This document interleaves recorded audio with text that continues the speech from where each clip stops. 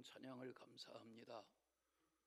오늘은 1919년 3월 1일 3.1절 독립기념운동을 기념하는 그런 기념주일이기도 하고, 예수님이 변화산 언덕에서 변화하신 모세와 엘리야 앞에서 변화 변형되셨던 그 날을 기념하는 변화주일이기도 합니다. 이제 이 날을 시작으로 해서 며칠 후면 사순절이 시작됩니다. 성회 수요일을 시작으로 4월 19일까지 이어지는 사순절 새벽 순례와 4월 20일에 맞이하는 부활주일에 이르기까지 이 맞이하는 새로운 계절 봄맞이에 하나님이 우리 각 사람에게 은혜 베풀어 주시기를 바랍니다. 이 좌우에 인사하겠습니다. 함께 예배 드리게 돼서 반갑습니다.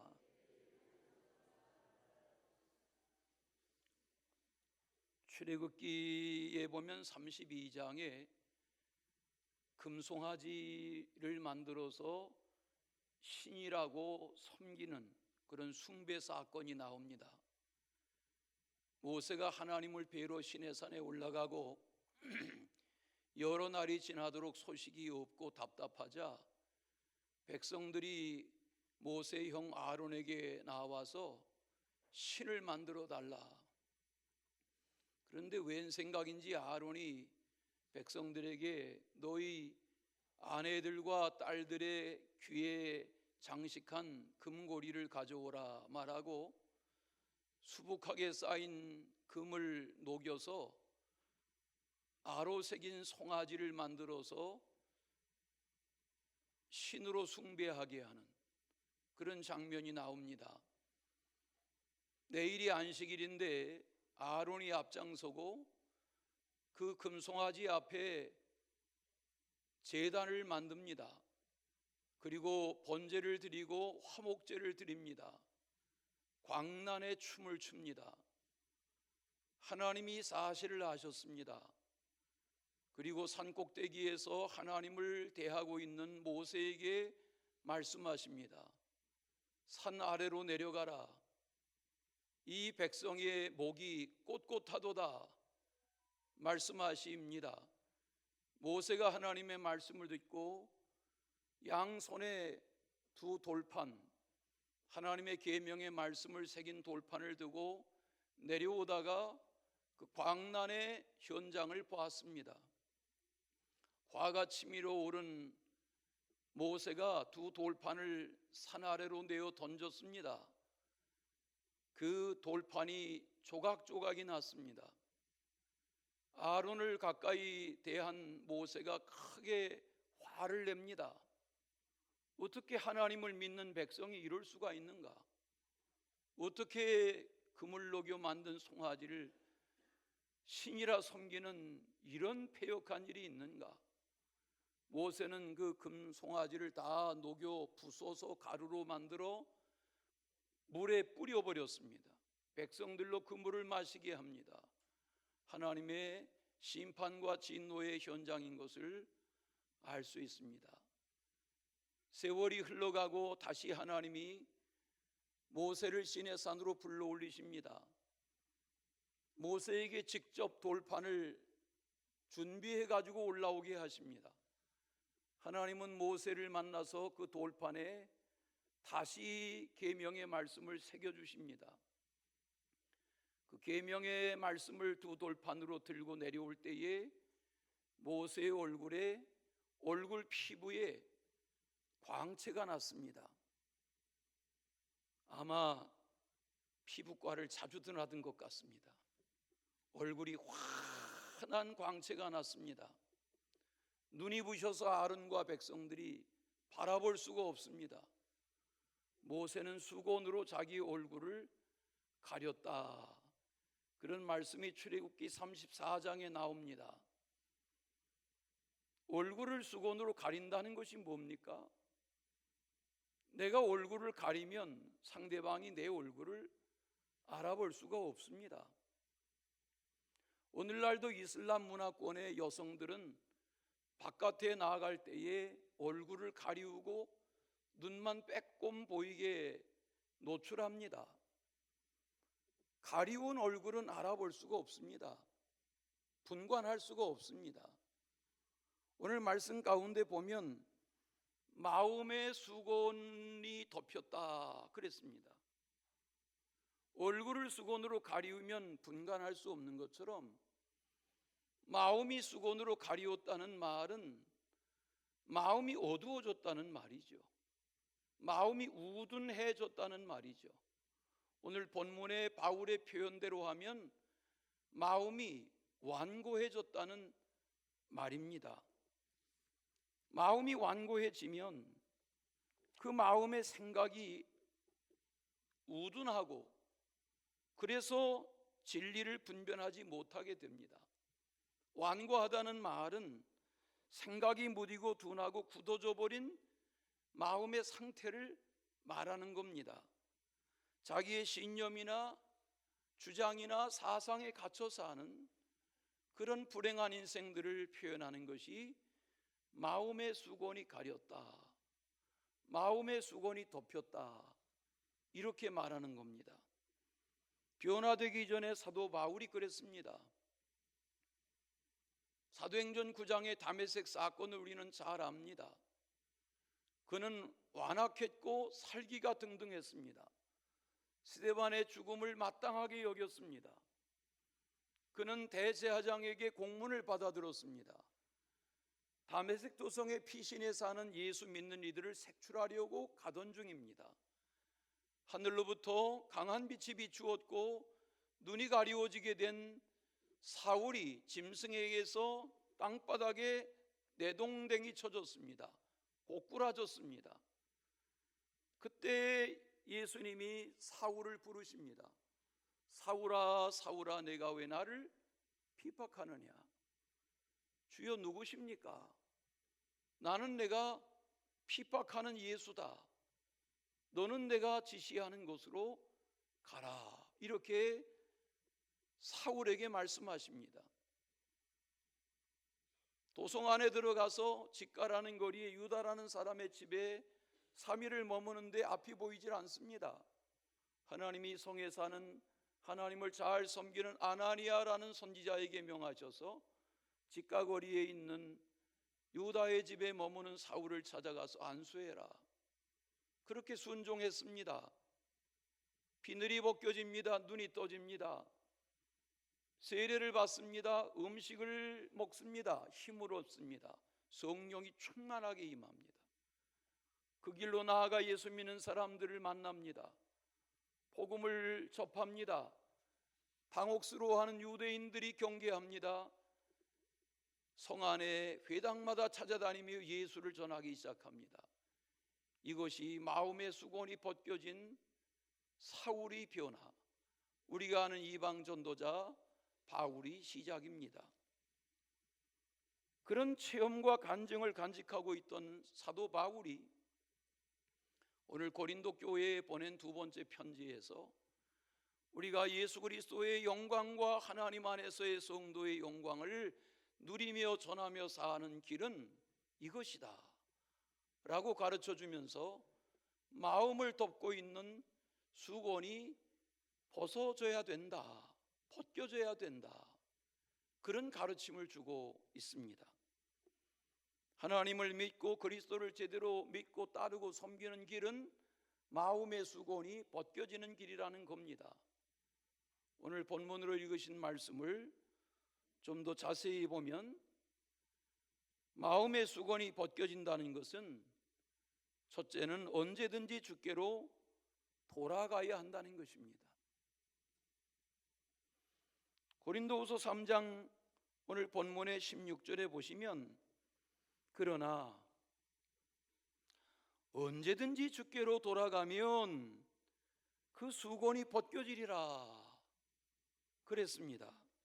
여기 돌아가면이라는 에피스트랩세라는 말은 회심하면이라는 말입니다. 회개하면, 회심하면 그런 말입니다. 누구든지 언제나 회개하고 회심하고 주께로 돌아갈 때에 자기의 마음을 덮고 있는 수건이 벗겨지는 은혜의 세계를 체험하게 되는 것입니다. 신앙생활이란 회개의 관문을 통과해야 합니다. 우리가 어느 가정에 초대를 받아가면 현관 앞에 가서 벨을 누르죠. 그러면 주인이 문을 열어줍니다. 그러면 주인의 환영을 받습니다. 현관에 신을 벗어놓고 응접실에 들어가 주인이 마련해 주는 자리에 앉습니다. 그리고 환담을 나눕니다. 차도 마시고 과일도 먹고 음식을 준비하여 제공하면 음식도 함께 나눕니다. 독담도 하고 이러저러한 대화를 합니다. 시간 가는 줄 모릅니다. 어떻게 가능한 일입니까? 현관문이 열리고 주인의 환영을 받을 때에 그런 일이 생기는 것입니다. 여기 회심한다, 회개한다고 하는 말은 반목하고 살던 세계에서 주님에게로 돌아가는 것을 말합니다. 주님에게로 돌아가면 마음을 가리고 있던 수건과 같은 것이 벗겨진다는 것입니다. 우리가 요한계시록 3장 20절의 말씀을 잘 압니다. 볼지어다 내가 문 밖에 서서 두드리노니 누구든지 내 음성을 듣고 그 문을 열면 나는 그로 들어가 그로 더불어 먹고 그는 나로 더불어 먹으리라. 이렇게 주님 안에서 더불어 살아가는 성도의 삶이 무엇인지를 교훈해 주신 라우디게아 교회에 전한 말씀을 우리는 잘 압니다. 윌리엄 헌트라는 화가가 있습니다. 그의 그림 중에 같은 주제의 그림을 3번 그린 작품들이 있습니다. 그 그림의 제목이 세상의 빛, 이런 제목입니다. 그림을 그리면 그림 그리는 과정도 쉽지 않지만 제목을 정해야 합니다. 모든 그림에는 제목이 있습니다. 저도 그림을 그려서 여기 제목을 붙였습니다. 세상의 빛이다. 이렇게 제목을 붙였습니다. 이 그림은 이것입니다. 이 그림에 보면 어두운 밤에 누군가의 집의 문 앞에 가서 문을 두드리는 예수님의 장면을 대하게 됩니다. 예수님의 얼굴 뒤에 큰 환한 광채가 비춰집니다. 자세히 보면 예수님의 머리에 가시관이 씌워져 있습니다. 예수님의 어깨에는 황금색 실로 직조된 화려한 망토가 덮여져 있습니다. 예수님의 손에는 세상을 밝히는 환한 등불이 들려 있습니다. 아마도 이 집에 그 현관 문 앞에 저렇게 가시나무가 자란 것을 보면 이 사람의 살아가는 집의 형편이 형편없는 것을 상상하게 됩니다. 어두운 밤 시간입니다. 예수님이 어느 집을 찾아갔습니다. 이 집에 대한 묘사가 문 앞에 가시나무도 제대로 청소하지 아니한 것을 보면 삶이 대단히 곤고한 인생인 것을 상상할 수 있습니다. 그런데 이 가정에 예수님이 찾아가셔서 문을 두드리십니다. 머리에 가시관이 무엇입니까?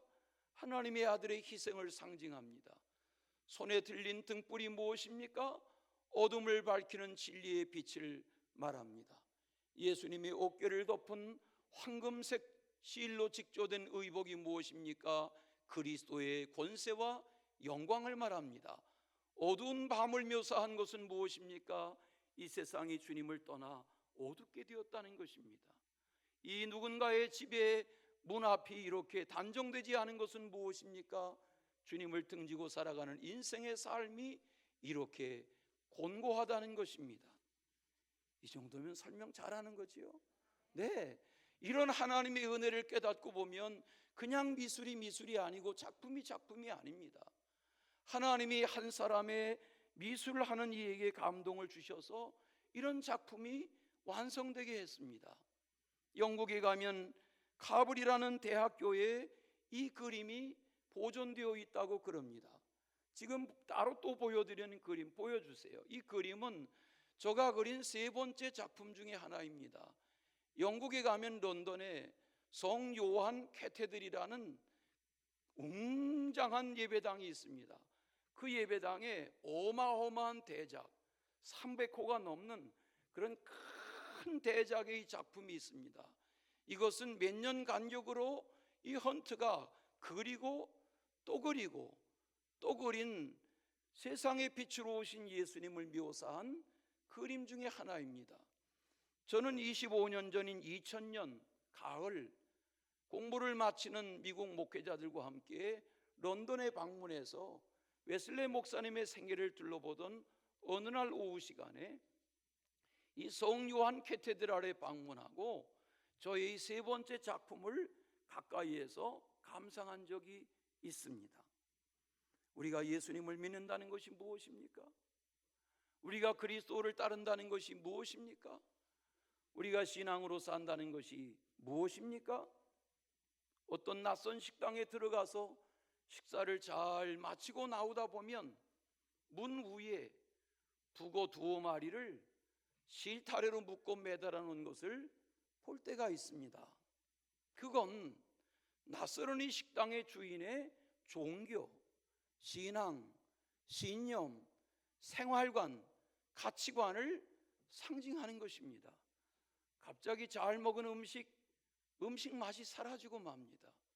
여러분, 북어 2마리를 실타래에 묶어서 식당 문 위에 얹어놓고 장사가 잘 되게 해주세요, 돈 잘 벌리게 해주세요, 아들 딸 잘 되게 해주세요, 시집장가가 잘 가게 해주세요, 건강하게 해주세요, 무병장수하게 해주세요, 이렇게 비는 사람들이 세상에는 많습니다.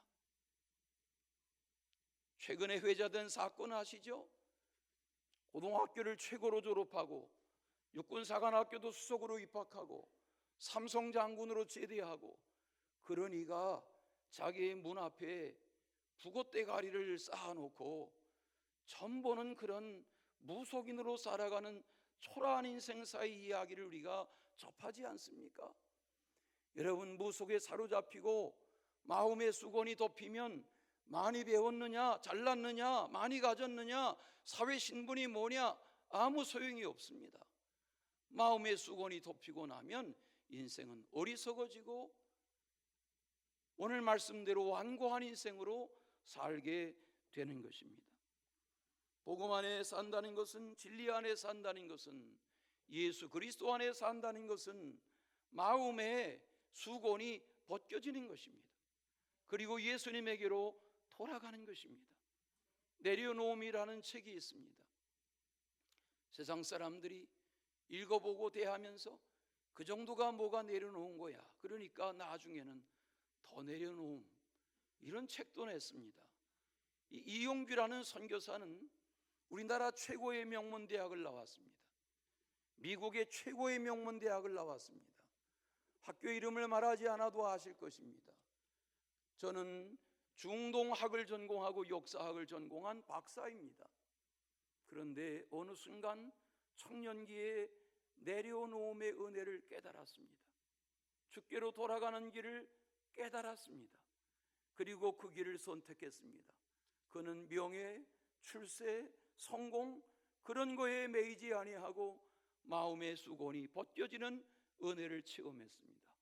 그리고 몽골 땅에 가서 거기서 후학들을 가르칩니다. 나중에 몽골 국제대학의 부총장으로 섬겼습니다. 지금은 13년 동안 인도네시아로 건너가서 이슬람권의 유치원, 초등학교, 중등, 고등, 대학 과정의 학교를 설립하고 후학들을 복음으로 양성하는 일에 매진하고 있습니다. 다 선교사가 될 수 있습니까? 다 신학교 가야 합니까? 다 신학을 공부해야 합니까? 다 목사 안수를 받아야 합니까? 아닙니다. 오늘 어린 아기로부터 어린이, 청소년, 어른, 노인 다 같이 예배하는데 제 말씀이 우리 각 사람에게 들려지시기를 바랍니다. 어린아이라도 청소년이라도 말씀이 깨달아지기를 바랍니다. 오늘 예배하는 중에 마음의 수건이 벗겨지기를 바랍니다.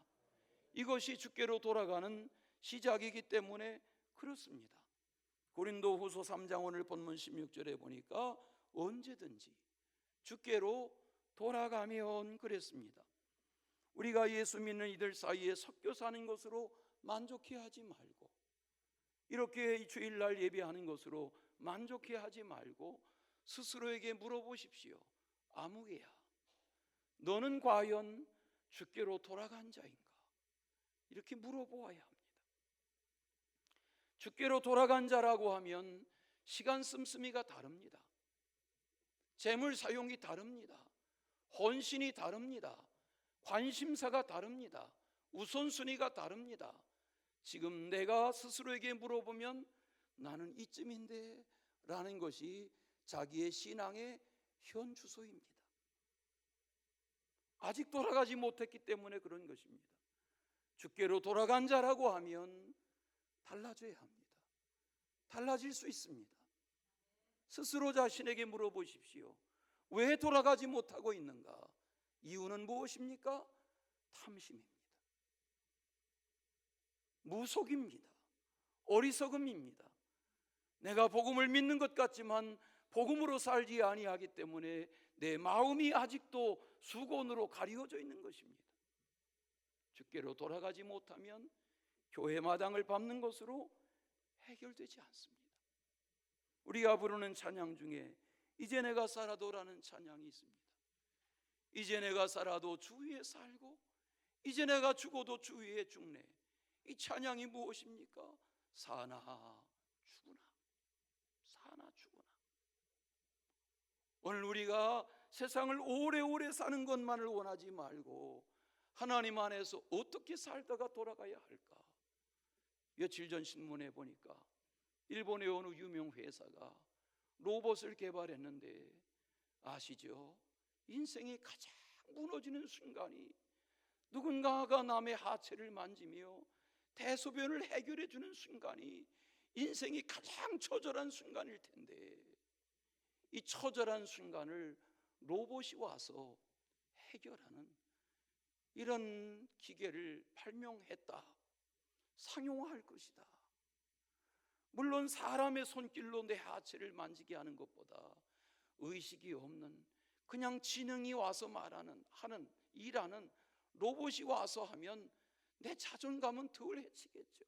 그러나 그렇게 20년을 더 살고 30년을 더 산들 여러분 인생이 중요한 것이 무엇입니까? 어떻게 살아야 하는 것입니까? 마음의 수건을 벗고 탐심을 떨치고 어리석은 신앙에서 벗어나서 주께로 돌아간 자다운 삶을 사는 이런 은혜가 있어야 할 줄로 믿습니다. 남들 부러워하지 말고 나로 나되게 하시는 주님의 은혜를 깨달아서 주께로 진정으로 돌아가는 삶을 사는 그런 은혜의 주인공 되시기를 축원합니다.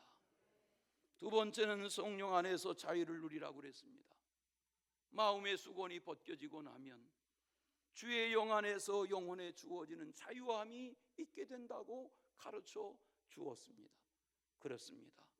자유함이 귀한 것입니다. 자유를 빼앗기 때문에 독립을 구한 것 아닙니까? 여러분 어린아이라도 자기 의견, 자기 주장이 생기기 시작하면 자기의 세계에 자기의 영역이 침범받는 걸 원하지 않습니다. 전에는 미운 7살 이렇게 말했는데 미운 7살이라는 게 육아의 과정으로 하면 자기 세계가 형성되는 과정입니다.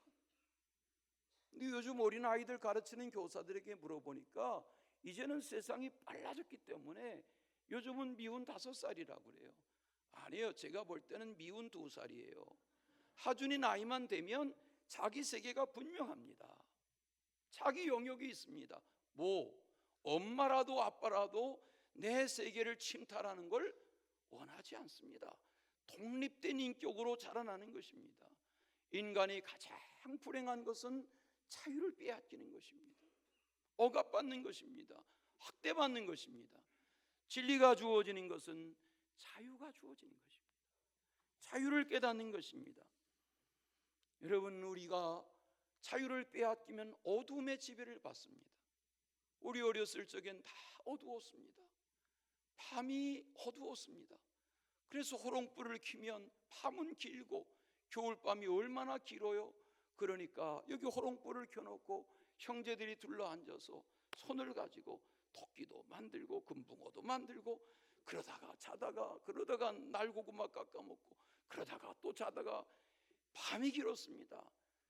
언젠가 전기가 들어오고 나니까 대명천지가 됐습니다. 여러분, 전기의 발명, 전기의 상용화는 놀라운 것입니다. 생각해 보십시오. 지금 과학의 명문 이기들이 놀라운 발전을 갖지만 인류 역사의 전기의 발명은 위대한 것입니다. 하나님이 이 땅을 창조하실 때 빛을 창조하셨습니다.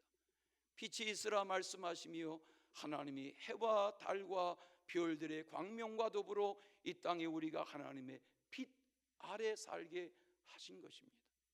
오늘 말씀하시는 자유함이라고 하는 것은 주님의 은혜의 빛 아래 거하는 것입니다. 이 진리를 깨닫고 나면 이 진리가 귀하고 말씀이 귀하고 은혜가 귀하고 신앙으로 사는 것이 귀해지는 것입니다. 이것이 진리의 깨달음이며 진리 안에서 누리는 자유함입니다. 정말 고기를 맛있게 먹는 사람들은 쌈을 싸서 먹지 않습니다. 고기만 먹습니다. 고기 먹을 줄 모르는 사람들이 상추에다가 마늘을 올려놓고 청양고추 올려놓고 양파 올려놓고 쌈장을 발라서, 그거는 쌈장 맛도 아니고 고추장 맛도 아니고 고기 맛을 모릅니다. 그러나 고기를 정말 먹을 줄 아는 사람들은 고기만 먹습니다. 제 주변에도 그런 사람이 있습니다. 제가 물어봤습니다. 왜 고기만 먹어? 고기의 맛을 알려면 고기만 먹어야 합니다. 여러분, 성경 말씀이 말씀으로 깨달아지기 시작하면 말씀이 들려질 때 귀가 포떡하는 겁니다. 말씀을 모르는 사람들은 어쩌다가 예화 하나 들면 예화만 기억합니다. 그러나 하나님의 말씀이 진리로 자유함으로 깨달아지는 이들은 말씀에서 말씀으로, 하나님의 말씀이 말씀으로 해석될 때 말씀의 자유함이 있는 것입니다. 이것이 오늘 말씀하는 주의 영 안에서의 자유함이다. 뭐가? 마음의 수건이 벗겨진 자의 자유함이라는 것입니다. 요즘은 바나나 줘도 안 먹지만 우리 어렸을 적에 바나나 참 귀했습니다. 우리 고모님들 중에 셋째 고모님이 그래도 인천으로 출가를 하셨는데 고모부님이 미군 부대 다니셨어요. 그러니까 장모님 생신 때는 미군 부대에서 나오는 구경도 못 해본 희한한 무슨 캔 음료들, 별의별 과일들 다 가지고 오는데 그 중에 하나가 바나나라는 그림책에서 보는 과일이었어요. 제가 지금 50년 전 얘기하는 겁니다. 제 나이가 50이 넘었습니다. 그 바나나를 가지고 오시면 이것은 증조 할머니 소유입니다. 증조 할머니 앞치마에서 이 바나나가 손주들한테 5cm씩 가위로 잘라서, 칼로 잘라서 주시면 이 바나나를 입에 넣으면 이 바나나가 다 녹아서 바나나 물이 흐를 때까지 삼킬까 말까를 고민합니다. 왜? 바나나 맛이기 때문에. 요즘 바나나 줘도 안 먹습니다. 두리안을 아세요? 동남아 다녀보신 분들은 두리안이라는 과일을 잡숴보셨을 거예요. 옛날에 어느 대통령 부인은 두리안 맛을 알게 되면서 공수에다 잡섰다는 소문도 있어요. 오늘 보여드릴까 했는데 예배가 혼란해질까 봐. 두리안이라는 과일이 있어요. 못 먹어보신 분들은 회개하세요. 두리안이라는 맛을 설명하려면 설명이 안 돼요. 왜? 두리안의 맛을 설명하려면 어떻게 해야 돼요? 먹어봐야 돼요. 오늘 복음의 가치, 진리의 가치, 말씀의 가치, 은혜의 가치, 자유함의 가치라는 것은 내가 체험해 봐야 하는 것입니다. 경험해 봐야 하는 것입니다. 이것이 은혜입니다. 이 진리의 세계에 있지 아니하면 믿는 부모의 자식으로 태어났어도 교회를 떠난 적이 없어도 마음의 수건이 여전히 벗겨지지 않은 상태에서는 진리 안에 자유함이 없습니다. 그래서 예수님 말씀하셨습니다. 진리를 알지니 진리가 너희를 자유롭게 하리라. 마지막은 진리를 나타내는 직분을 다하라. 오늘 4장의 1절과 2절에 보니까 1절의 직분, 이전에 진리의 나타냄에 대한 말씀을 하십니다. 사도 바울은 자기를 핍박자에서 방해자에서 박해자에서 이방의 전도자로 이방의 사도로 부르신 이 직분은 주님이 이 직분으로 하여금 주님의 진리가 나타나게 하시려고 자신에게 직분을 주셨다는 것입니다. 여러분, 우리에게 직분이 주어져 있습니다. 성도의 직분, 집사의 직분, 권사의 직분, 장로의 직분, 전도사의 직분, 목사의 직분, 속장의 직분, 교사의 직분, 이 직분은 소중한 것입니다. 세상에 주어져 있는 어떤 권력의 직분, 어떤 지위의 직분, 어떤 명예의 직분, 어떤 인기의 직분과 비교할 수 없는 것입니다. 그래서 오늘 읽지 않았습니다만 읽으신 12절 이전에 보면 말씀의 일꾼으로 부름받으니 영광스러움에 대하여 말합니다. 직분으로 인하여 주어진 주님의 긍휼하심으로 인하여 받게 된 주님의 인도하심을 따라 주어진 이 직분을 깨닫고 보면 진리의 전파라는 것이 얼마나 소중하냐는 것입니다. 바울은 이 직분으로 인하여 고난을 많이 겪었습니다. 오늘 고린도후서 3장 4장을 대하시는데 11장에 보면 바울은 핍박에 자신의 경험을 간증합니다. 수도 없이 매맞고 수도 없이 갇히고 춥고 배고프고 목마르고 얼마나 많은 고난의 연속 속에 살면서도 바울은 말합니다. 그러나 내 마음에 눌리는 것이 하나 있는데 교회를 위하여 염려하는 것이다. 성도 중에 어느 성도 하나가 약하면 내가 약하지 아니하며 성도 중에 어느 누가 괴로움을 당하면 내가 함께 괴로워하지 아니하느냐. 바울은 교회와 성도를 사랑했던 직분자였습니다. 왜? 진리를 깨달았기 때문에. 올 한 해 성찬에 참여하는 은혜와 더불어 여러분 각 사람이 영광스러운 직분자의 진리 전파의 사명을 온전히 감당하실 수 있기를 바랍니다. 사도행전 7장에 보면 스데반 집사가 돌에 맞아 죽습니다. 그의 얼굴에 광채가 났습니다. 하나님 곁에 예수 그리스도가 일어서심을 보았다 했습니다. 사울은 핍박했으나 스데반은 하나님의 영광의 세계를 먼저 보았습니다. 하나님의 영광이 있습니다. 이 영광스러운 세계를 향하여 진리를 전파하는 이 직분을 소중하게 여기시기를 바랍니다. 제가 최근에 이렇게 장로님들하고 둘러 앉아서 식사를 하는데 한 분 한 분 생각해 보니까 다 저와 관련이 있어요. 길거리에서 만났던, 어디에서 전도지를 주워 들었던, 어디에서 내 곁에 함께 머물기 시작했던, 하나님은 세월과 함께 이렇게 일하시는구나 하는 거 깨달았어요. 하나님이 여러분을 존귀하게, 여러분의 직분을 존귀하게 써주시기를 축원합니다. 사랑의 주 하나님 아버지, 성찬에 참여하기 전에 말씀을 묵상한 성도들을 존귀하게 하시고 저들의 직분을 아름답게 하시되 깨달은 진리 안에서 마음을 가리운 수건이 다 벗겨지고 영광스러운 주의 세계를 바라보는 하나님의 사람들 되게 하여 주시옵소서. 예수 그리스도의 이름으로 기도하옵나이다. 아멘.